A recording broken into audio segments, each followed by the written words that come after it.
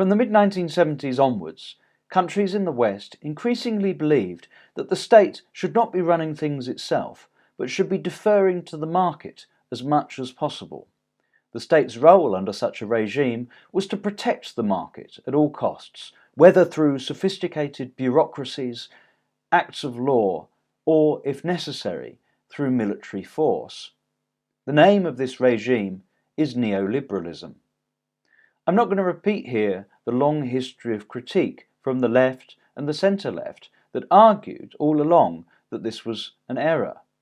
I don't need to repeat those critiques because, visibly, all around us, neoliberalism has already failed.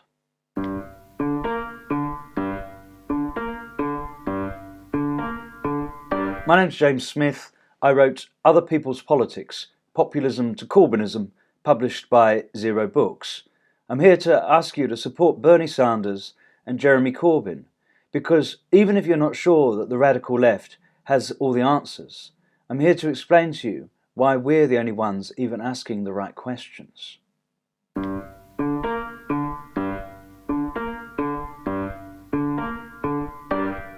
The old belief that the state should defer to the market as much as possible has now failed in three separate areas: the economic, the political, and the environmental.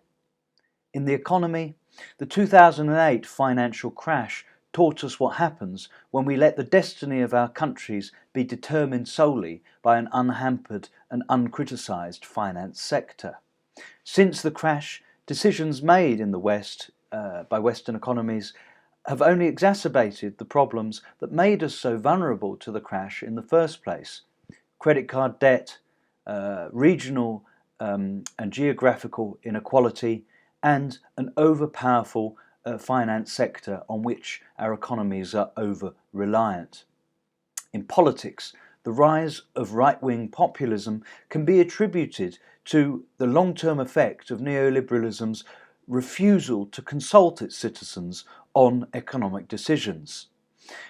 If you don't consult people, if you don't make people feel like they have access to politics and have some kind of control and agency over the decision making that affects their lives, they're going to end up turning to a politics of anger and a kind of anti-politics of protest.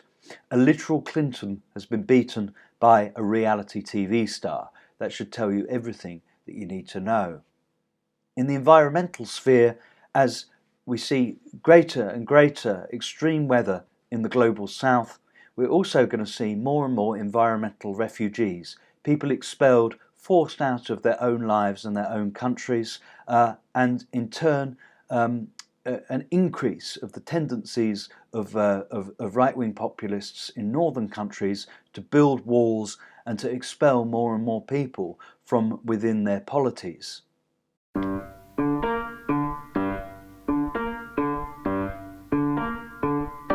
You may or may not find the left's answers to these problems compelling, but the point is that in each case, simply continuing with the current consensus will definitely make them worse. We can and should be having a debate about what shape the new redefinitions of the state, its autonomy, its power, and its accountability are going to take in the 21st century. Unfortunately, we can only have that debate when actors other than the left are willing to have it. On the liberal centre, people seem to be living in the 1990s, imagining that if only people would become sensible and calm again, we could return to that technocratic deference to the market. On the more revanchist, no-deal Brexit right, people seem to be wanting to go back to the 19th century. Only the left, as it stands, are willing to acknowledge the extremity of the problem and the task ahead of us.